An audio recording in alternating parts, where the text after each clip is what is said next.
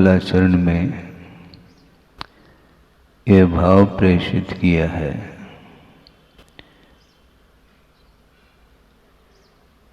सर्व मंगल मांगल्यम और सर्व कल्याण कारकम प्रधानम सर्वधर्माणाम, ऐसा कहा। जैनम जयतु शासनम, जिनेन्द्र भगवान का जो शासन है वह जयशील है, ऐसा भाव व्यक्त किया है, जो कि वह समस्त धर्मों में वह प्रधानभूत धर्म माना जाता है। और इस जैन शासन को छोड़ करके अन्य जितने भी धारणाएं हैं, जो धर्म के रूप में धारणा बनती है, वह सारे सारे धर्म के कोटि में नहीं आती। जो स्वरूप तक ले जाने वाला होता है उसका नाम धर्म माना जाता है, और स्वरूप से जो विमुख करने वाला जो धर्म होता है वह विपरीत धर्म माना जाता है, जो कि वह संसार परंपरा का वह संचालन करने वाला धर्म माना जाता है। इसलिए स्वरूप की ओर दृष्टि बहुत कम लोगों की होती है, और स्वरूप की ओर दृष्टि जाने के लिए स्वरूप का परिज्ञान होना भी अनिवार्य सिद्ध होता है। एक मोह का ऐसा जबरदस्त प्रभाव है कि चाहते हुए भी उस ओर दृष्टि नहीं जा पाती। ये व्यवधान उपस्थित करने वाला मोह माना जाता है। और मोह महामद पियो अनादि, अब बोलते चले जा रहे हैं, पाठ करते चले जा रहे हैं। पाठ करने का निषेध नहीं है, किंतु पाठ करते करते वो आगे का पीछे का सपाट नहीं होना चाहिए। निरंतर आप पाठ करें और स्वरूप की ओर दृष्टि स्वयं की जा रही है क्या नहीं जा रही है, कितने प्रतिशत में दृष्टि स्वरूप की ओर जा रही है, इसका एहसास भी होना चाहिए, महसूस भी होना चाहिए। यदि संवेदन में बात नहीं आती है तो उसके लिए ये उपदेश किसी भी काम का नहीं रहता। हाँ,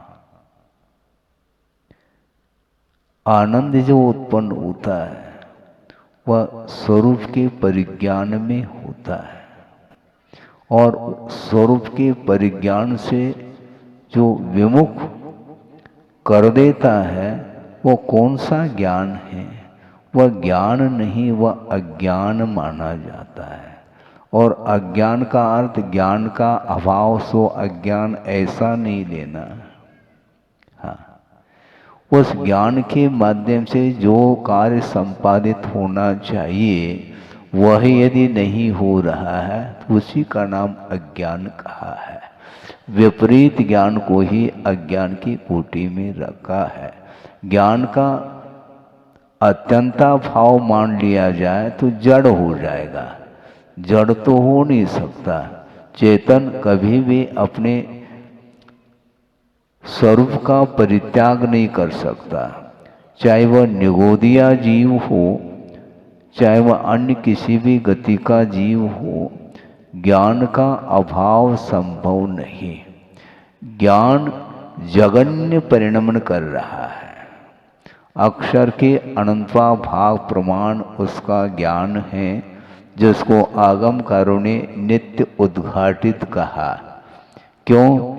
उसके ऊपर यदि आवरण आ जाएगा तो वह चेतन गुण का अथवा ज्ञान का ही अभाव सिद्ध हो जाएगा, किंतु अभाव संभव नहीं। आपने दीपक जलाया है, किंतु इतना मद्दा कर दिया कि बिल्कुल वह बुझने को है, लेकिन अभी बुझा नहीं है। टिमटिमा रहा है, अभी बुझा नहीं वो। और तत्काल यदि उसके लिए तेल आदि मिल जाए तो पुनः उद्दीप्त हो जाता है। उसी प्रकार ये ज्ञान की स्थिति है। इसी प्रकार मोह की स्थिति भी बनती है। 10वें गुणस्थान में मोह का जो उदय है, चारित्र मोहनी संज्वलन जो लोभ बोलते हैं, वो बहुत सूक्ष्म है, वह टिमटिमा रहा है। लेकिन जैसे ही उसके नीचे आ जाए गुणस्थान में, वह और तीव्रता को प्राप्त होता है। सूक्ष्म ही बादर होता है और बादर ही सूक्ष्म होता है। ये परिणाम इस ढंग से चलता रहता है। पुरुषार्थ करने के फलस्वरूप वह आगे बढ़ जाता है, किंतु पुनः गाड़ी रिवर्स होती है तो पूर्व स्थिति पर वह आ जाता है। प्रमोशन होना चाहिए, डिमोशन नहीं। उपशम श्रेणी पर जो आरूढ़ हो रहा है, निश्चित रूप से अंतर्मूर्त के लिए उसने मोह का उपशमन किया था, इसलिए गाड़ी रिवर्स होती है और वह नीचे तक आ सकता है। इसलिए असावधानी के कारण मन की चंचलता, उपयोग की व्यग्रता के कारण ही उसकी इस प्रकार की परिणति बनती है। तो इसीलिए अपने को बहुत सावधानी के साथ प्रवृत्ति करना चाहिए। गृहस्थ की दृष्टि इस प्रकार सूक्ष्म दृष्टि नहीं जा पाती है। हाँ, प्रमाद का अर्थ ही असावधान कहा, और असावधानी के कारण ही दुर्घटनाएं घटती हैं। सावधानी रखेंगे तो व्यवस्थित गाड़ी चल रही है। स्पीड ले ली गाड़ी ने, लेकिन सावधानी है तो व्यवस्थित ढंग से वह अपने गंतव्य तक पहुंच जाता है। उसी प्रकार सब कुछ परिग्रह का विमोचन करने के बाद भी पुनः वापिस वह पुनरावृत्ति इसलिए होती है, बहिरंग परिग्रहों का परित्याग किया है। अब अंतरंग जो परिग्रह है कषाय आदि का, उसके क्षय के लिए ही बाहरी परिग्रहों का विमोचन किया जाता है। और करने के बाद भी पुनः वापिस अंतरंग परिग्रह का विमोचन यदि मान लो अपनी भूमिका के अनुरूप नहीं कर पाता है, तो वह बहिरंग परिग्रह का त्याग मात्र ऊपर ऊपर माना जाता है। बहुत कठिनाई है इसमें। इसलिए कुंद स्वामी ने अभव्य को प्रसंग बना करके दिया है। उन्होंने ये दिया है,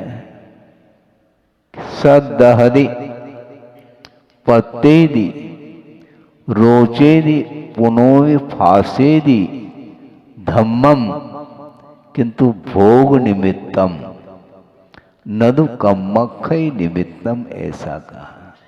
वह अभव्य भी इस धर्म की आराधना करता है, इस जनलिंग को अंगीकार करता है, किंतु उसका जो एम है, जो लक्ष्य है, वह कर्म क्षय करने का नहीं रहता, किंतु भोगों की उपलब्धि के लिए करता है।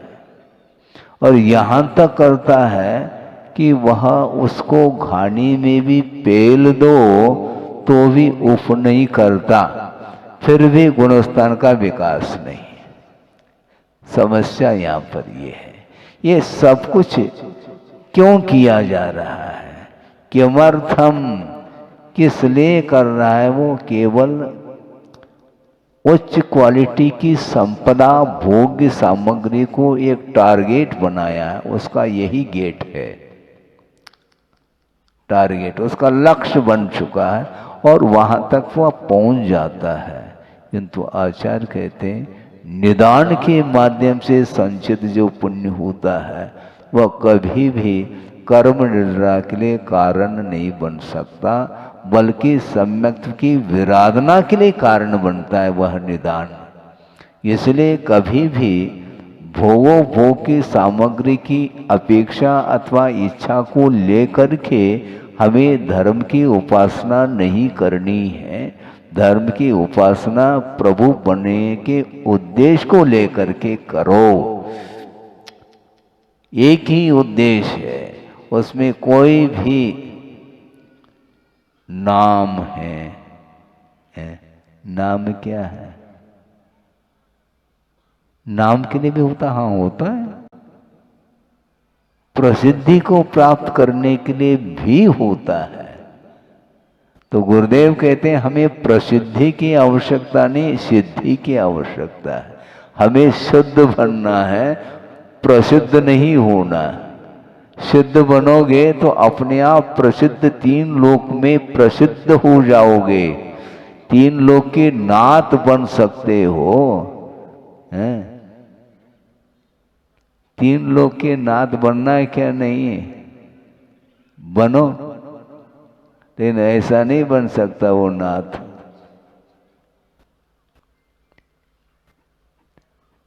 तीन लोक का नाथ बनने के उद्देश्य से नहीं, नाथ अपने आप वह बनता है। करने योग्य जो कार्य है, कर्म की निर्णय करने के उद्देश्य को लेकर के पाप के क्षय के लिए वह सारा उद्यम कर लेता है। उसके माध्यम से ही वह लोक के अग्रभाग पर पहुंच जाता है। आप लोक के अग्रभाग पर कभी गए? गए हैं, निगोद बन करके, एकेंद्रीय बन करके। क्योंकि जो एकेंद्रीय है वनस्पति का एक जो निगोद राशि, वो पूरे के पूरे लोक में व्याप्त है। जहां पर सिद्ध परमेष्टि विराजमान है उस स्थान में भी एकेंद्रीय जीव का आवास है, और उस स्थान पर वह अनंत दुख का अनुभव कर रहा है, और उसी स्थान पर सिद्ध परमेष्टि अनंत सुख का अनुभव कर रहे। मामला क्या है? क्षेत्र वही है, किंतु क्षेत्र हो करके भी सबकी योग्यताएं भिन्न भिन्न हैं। हाँ, सोचो, विचार करो, दृष्टि गई है क्या? पढ़ो। हाँ, पूरे लोक में व्याप्त है। एक भी लोक का ऐसा प्रदेश नहीं जहां पर एकेंद्रीय जीवों का आवास न हो। शुद्ध परमेष्टि के गोद में निगोद है। समझो,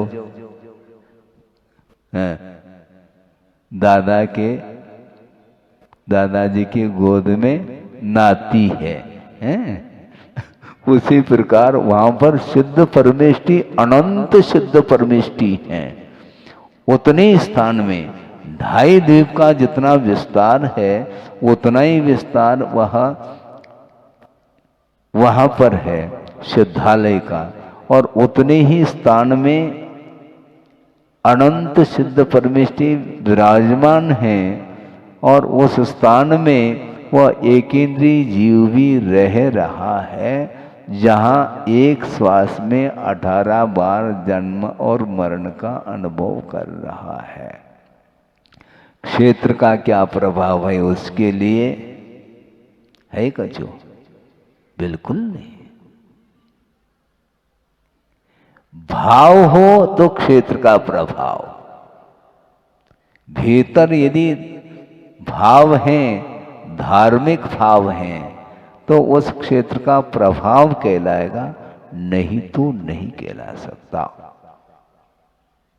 आप कहीं भी रहो, लेकिन इसके उपरांत भी आचार्य कहते हैं ऐसे उपयुक्त स्थान में आप रहें जहां पर आपके परिणाम ऑटोमेटिक पवित्र हो सकते हैं।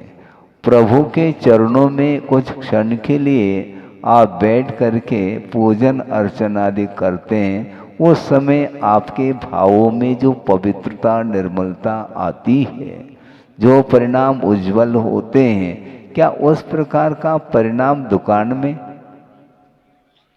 है? नहीं होते ना। तो उसमें ज्यादा क्यों समय देते हैं आप? 15 मिनट तो पूजन के लिए और बाकी 24 घंटा वहां पर क्यों है?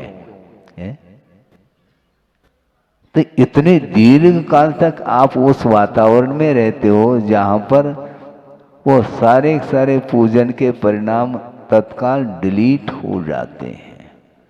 हाँ,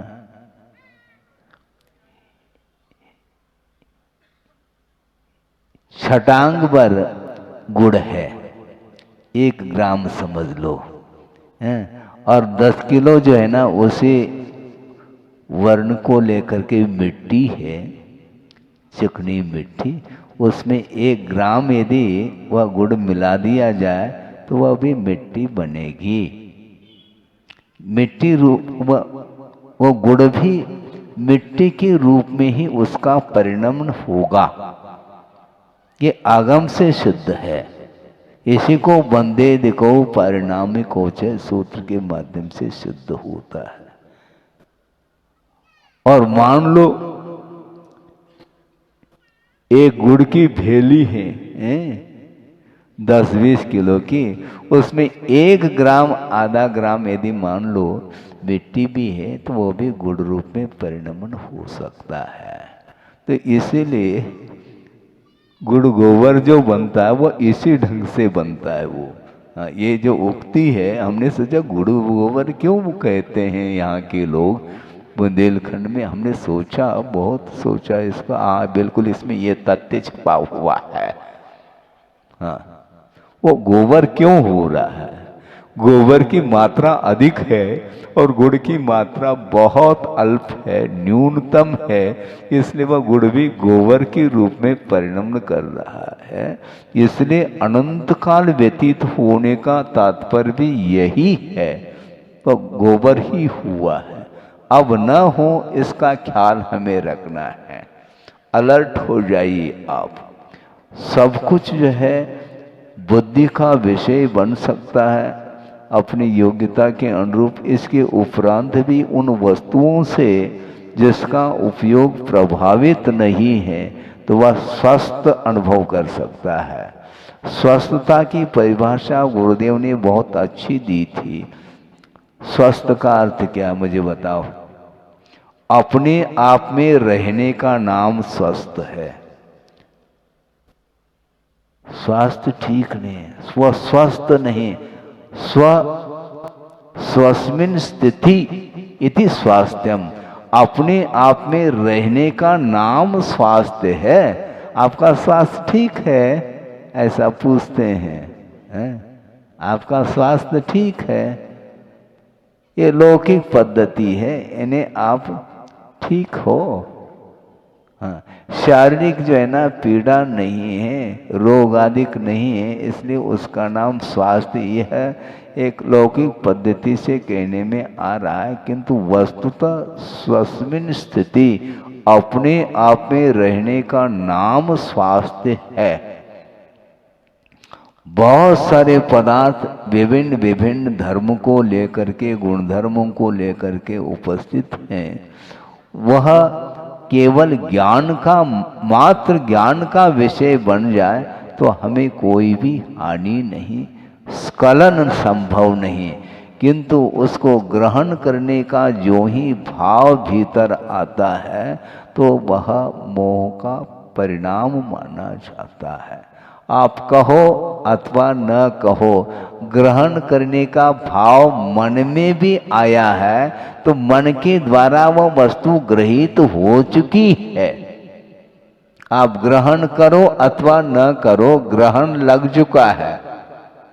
अंधेरा आएगा वो। हाँ, सूर्य ग्रहण, चंद्र ग्रहण, ये क्या है? ये है खग्रास बोलते हैं। पूरा का पूरा वह ग्रहण लग जाता है तो दिन में भी वह अंधकार महसूस होता है। उसी प्रकार ये मोह का जो ग्रहण लग जाता है तो वस्तु का स्वरूप ओझल हो जाता है।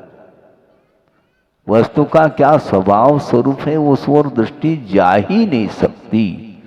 इसलिए श्रद्धान जब हो जाता है तो वह श्रद्धान को प्रभावित करने वाले अथवा श्रद्धान को नष्ट करने वाले जो प्रकृति हैं उनका क्षय क्षोभम उपशम आदि हो जाता है तो वह श्रद्धान प्रकट हो जाता है। और श्रद्धान होने के उपरांत अब अमल करने की बात है। अमल तभी करेगा हाँ, उसके ऊपर से मल हट जाए तब अमल करता है वो है। विश्वास पहला होना चाहिए। प्रभु के प्रति भी विश्वास नहीं, गुरु के प्रति भी विश्वास नहीं, तो क्या करना चाहता है वो व्यक्ति?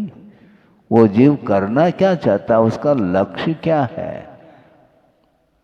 एक व्यक्ति आए गुरुदेव के सामने, महाराज हमें दिशा बोध दो।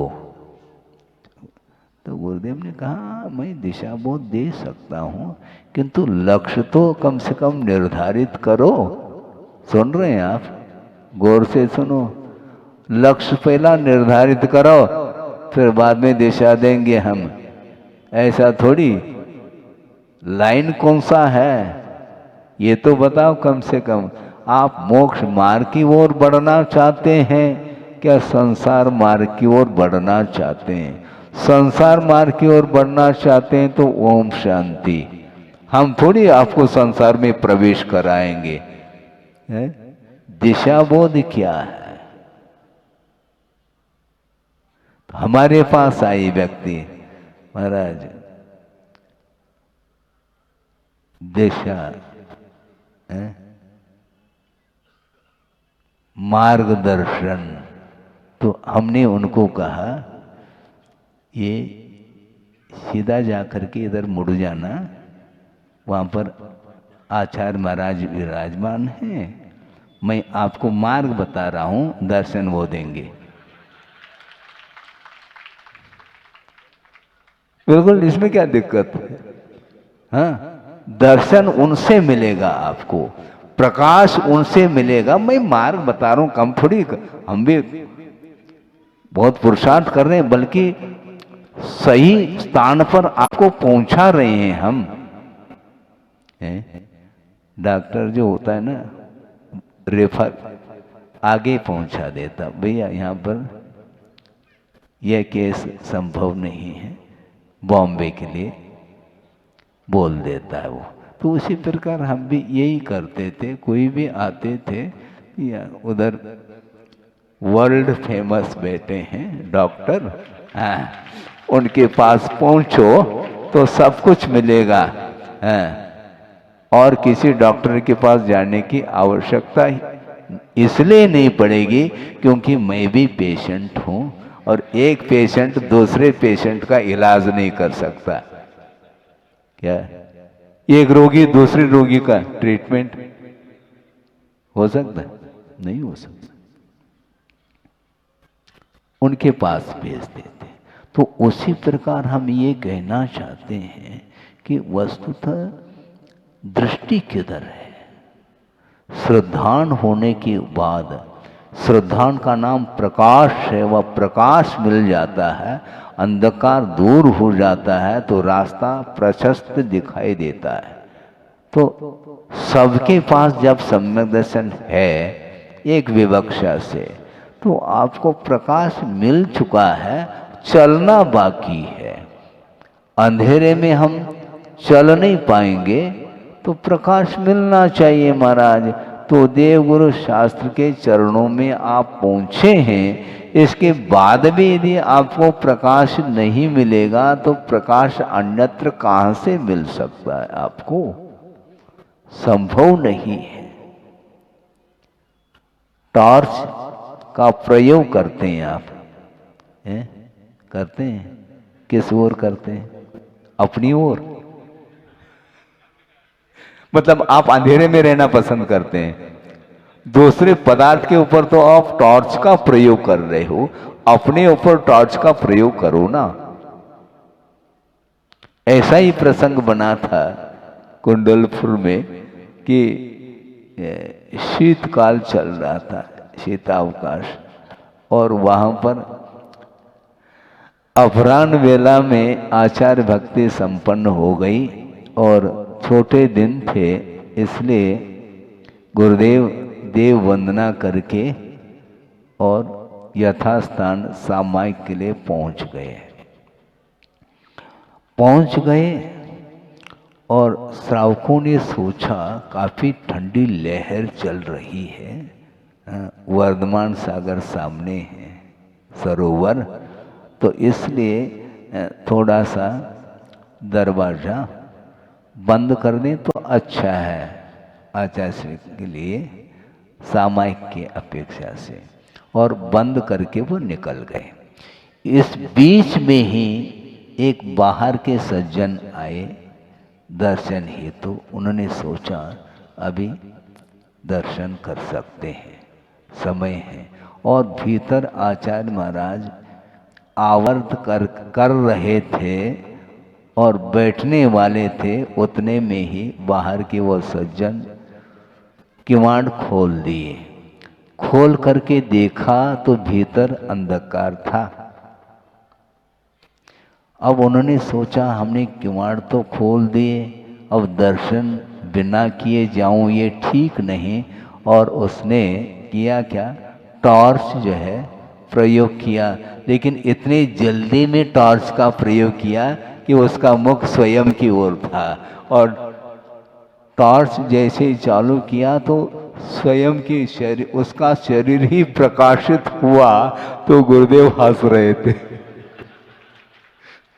उन्होंने सोचा ये बहुत अच्छा उदाहरण हमारे लिए मिला कि संसारी प्राणी हमेशा पर की ओर, पर को ही प्रकाशित करता है, भूल करके भी टॉर्च का प्रयोग यदि अपने लिए हो जाए तो बहुत अच्छा होगा, उनके लिए उदाहरण बन गया। सोचो विचार को, साधनों का प्रयोग पर के लिए नहीं अपने लिए करो। ये ज्ञान जो है ये स्वपर प्रकाशी कहा है, इसके माध्यम से पर पदार्थ का स्वरूप क्या है उसका भी परिज्ञान होता है, और अपने आत्म तत्व का क्या स्वरूप है, क्या स्वभाव है, इसकी पूरी की पूरी जानकारी ज्ञान के माध्यम से मिल सकती है। लेकिन संसारी प्राणी पुरुषार्थ कर लेता है, ज्ञान को हासिल करता है, किंतु उसका प्रयोग दूसरे के लिए कर रहा है। दूसरे के लिए करने के लिए निषेध नहीं किया, किंतु स्वयं कम से कम जो ना अपने आत्म तत्व को तो कम से कम प्रकाशित करो। ऐसा न हो कि दिया तले अंधेरा रह जाए। होता ऐसा ही है, दिया तले अंधेरा रहता है कि नहीं, वो दिए के माध्यम से सारा सारा इर्द गिर्द पूरा परिसर प्रकाशित हो रहा है, सारे सारे वस्तु प्रकाशमान हो रहे हैं। इसके उपरांत भी उसके तले अंधेरा रहता है। उसी प्रकार जो जिनलिंग को धारण करने वाला जो अभव्य होता है वह दिया तले अंधेरा, हाँ, उसके पास पर्याप्त मात्रा में ज्ञान है, उसके माध्यम से उस अभव्य के उपदेश सुन करके भव्य जीवों का कल्याण हुआ है। अनंत जीव अपने सिद्धार्थ को उपलब्ध कर लिए हैं अभव्य के उपदेश के माध्यम से। उपदेश देने वाला अभव्य है, किंतु उसका जो उपदेश है वह आगम के अनुरूप उपदेश देने से सामने वालों का कल्याण हो रहा है। तो उसके माध्यम से इतना लाभ तो हुआ कि पर का कल्याण तो हुआ, किंतु स्व कल्याण नहीं हो पा रहा है। इसी को बोलते हैं दिया तले अंधेरा। हमने सोचा इस दिया तले अंधेरे का क्या मायना क्या है, इस ढंग से ये मायना सिद्ध होता है। तो फिर क्या करें महाराज, कौन सा दीपक जिसमें दिया तले अंधेरा न हो, ऐसा कोई दीपक है? हाँ है, रत्न दीपक। रत्न दीपक जो है ना, उसके तल में भी वह प्रकाश रहेगा, इसी का नाम रत्न दीपक है। इसलिए सम्यक दर्शन प्राप्त होने के बाद फिर वह रत्न दीपक माना जाता है। इसके बाद भी असंयम की भूमिका से ऊपर यदि नहीं उठता है तो कभी भी वह सम्यक दर्शन रूपी दीपक बुझ सकता है, क्षयिक नहीं होने के कारण। इसलिए बहुत रिस्क है। वर्तमान में क्षयिक सम्यक्त्व है ही नहीं, कभी भी किसी भी पल में वह सम्यक्त्व समाप्त हो सकता है विषयों के संपर्क के कारण। इसलिए विषयों से हमेशा बचते रहिएगा। हम क्या करें महाराज, दीपक न बुझे तो कम से कम हाथ का ओट देते हैं ताकि हवा के कारण दीपक बुझ न जाए। और रत्न दीपक है तो वह बुझेगा नहीं। तो मोह की जो हवा, हाँ, तूफान, उसमें सम्यक दर्शन रूपी दीपक बुझ जाता है क्षयिक नहीं होने के कारण। और रत्न दीपक के समान वह क्षयिक सम्यक्त वह कभी बुझ नहीं सकता है। महाराज हमें भी चाने खरीदने की वस्तु है क्या? चाहिए कहने से थोड़ी मिलने वाली वस्तु, क्योंकि वह निजी वस्तु है। अपनी स्वयं की ही अपने स्वयं के जो परिणाम हैं वही सम्यक दर्शन है। और उसके अभाव में मिथ्या दर्शन का उदय होता है तो पूरा का पूरा चारों ओर वह अंधकार छा जाता है। इसलिए मोह को कम करने का प्रयत्न आगम के माध्यम से, भिन्न भिन्न प्रसंगों के माध्यम से उसी विषय को हम रिपीट करना चाहते हैं, क्योंकि जो डिलीट हो रहा है जल्दी, इसलिए उसको बार बार रिपीट करने से, बार बार अध्ययन स्वाध्याय अधिक करने से वस्तु का स्वरूप क्या है ये ज्ञात हो जाता है। अब बिल्कुल शांति के साथ अब सोचो, कम से कम कितने 35-40 मिनट हो गए हैं प्रवचन चालू करके, लेकिन लगता नहीं कि 40 मिनट आपके निकल गए हैं। अच्छा लग रहा है तो ऐसे करते रहो। हम चले भी जाएं, सुनो तो, यही तो समस्या है वर्तमान। ये जो ये खड़ा कर दिया ना, इसमें क्या है, ये प्रवचन ही तो कैच कर रहा है, वो कैचिंग पावर है। एक अक्षर को भी वो नहीं छोड़ता, एक शब्द को भी नहीं छोड़ता। तो ये काय के लिए आप भर रहे हैं? एक एसिड जो भरा जा रहा है, इसका उपयोग कर लो, बात तो वही है। क्या क्या प्रत्यक्ष और परोक्ष, ये तो समस्या है।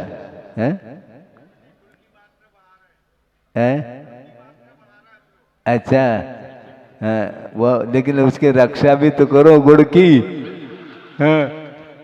ये इर्द गिर्द यदि मिट्टी है तो बस गुड़ गोबर हो जाए, वो पक्की बात है। ये अच्छा उदाहरण मिल गया आपके पुण्य के उदय से। बिल्कुल ठीक है। इसलिए आपके पुण्य के उदय से कह रहा हूं, क्योंकि निमित्त के माध्यम से ही विचार आते रहते हैं। क्योंकि आप लोगों के निमित्त से तो उपदेश दिया जा रहा है, आप नहीं हैं तो हम कोई न कोई टॉपिक ले करके हम चिंतन मनन करते ही रहते हैं, अपना स्वाध्याय तो होता ही रहता है। ये आकर्षण छूटता नहीं और तृप्ति है नहीं। इसके बाद भी तृप्ति मिल जाए इसके कारण ही, इस आशा के कारण ही उसमें वह उलझा हुआ है संसार। इसलिए हमें उलझना नहीं। और गुरुदेव ने ये कहा था, कभी उलझना नहीं, किसी से उलझना नहीं तो सुलझना बहुत कठिन हो जाएगा। उन्होंने यहां तक कहा था कि हम विश्व कल्याण की भावना रख सकते हैं, विश्व के पीछे नहीं पड़ सकते। सुना? हाँ, हम आपके कल्याण की भावना रख सकते हैं, आपके पीछे पड़ेंगे तो आपके मन में विचार आ सकता है कि महाराज आप हमारे पीछे क्यों पड़े, और कोई नहीं है क्या आपके लिए, हम ही तो ऐसा होता है, हमारे पीछे क्यों पड़े आप। इसलिए ये नहीं करना, भावना रखो विश्व का कल्याण हो, इसको भी सद्बुद्धि मिले, मार्ग मिले, इसको भी सुख प्राप्त हो, आत्मिक सुख प्राप्त हो, आदि आदि भावना की जा सकती है। किंतु उसके पीछे पड़ने से कल्याण नहीं होने वाला है। किंतु स्वयं के लिए उनका ये कहना है, स्वयं हम अपनी आत्म कल्याण करने की भावना भी कर सकते हैं और अपने पीछे भी पड़ सकते हैं, अर्थात निरंतर पुरुषार्थ करके उसको वो प्राप्त करता है। इसलिए दूसरे के कल्याण के लिए यथाशक्ति ही हम बोध आदि दे सकते हैं। वह स्वयं यदि पुरुषार्थशील होता है तो उस ज्ञान का वह सदुपयोग कर सकता है, नहीं है तो ज्ञान का जो दुरुपयोग अतीत में हुआ है वो भयानक वह दुरुपयोग हुआ है, इसलिए उसको मार्ग नहीं मिल पा रहा है। और मार्ग मिलने के उपरांत यदि मान लो उसका सही सही उपयोग करते हैं स्वयं के लिए भी और दूसरे के लिए भी, तो कल्याण हो सकता है। सफर कल्याण की भावना रखते हुए निरंतर यदि वह आत्म पुरुषार्थ करता है और अपने आप को परमात्मा के रूप में परिवर्तित करने के लिए निरंतर वह कटिबद्ध होता है, तो निश्चित रूप से प्रभु बनने के लिए फिर देर नहीं लग सकती है। शक्ति तो विद्यमान है, प्रत्येक जीव में प्रभुत्व शक्ति विद्यमान है, किंतु वह पुरुषार्थ नहीं करने के फलस्वरूप वह प्रबुद्ध नहीं हो पा रहा है। शक्ति तो है, शक्ति है तभी प्रयास किया जाता है, किंतु अभव्य में उद्घाटित करने की क्षमता है ही नहीं। भवितुम योग्य भव्य ऐसा का जो होने की योग्यता रखता है, क्या मोक्ष प्राप्त करने की योग्यता अथवा रत्नत्रय को अभिव्यक्त करने की जो योग्यता जिसके अंदर है उसको भव्य घोषित किया, और जिसके अंदर नहीं है वह अभव्य की कोटि में आता है, किंतु अभव्य की पहचान नहीं हो सकती है। अभव्य कौन भव्य कौन, ये दिव्य ज्ञान का विषय केवल ज्ञानी जान सकते हैं कि कौन भव्य और कौन अभव्य। ये मनपर ज्ञान अवधि ज्ञान का भी विषय नहीं बन सकता, तो मति ज्ञान शुद्ध ज्ञान का विषय तो बनेगा नहीं। इसलिए हम इतना ही कहना चाहते हैं, जो भी आप अपने पुण्य के उदय में जो साधन सामग्री उपलब्ध है मोक्ष मार्ग संबंधी, उसका यथोचित उपयोग करते हुए अपनी भूमिका के अनुरूप अथवा अपने सामर्थ्य के अनुरूप उसका सदुपयोग करते हैं, तो निश्चित रूप से बहुत बड़ी प्रभावना हो सकती है। हो इस पवित्र भावना के साथ अहिंसा परमो धर्म की जय।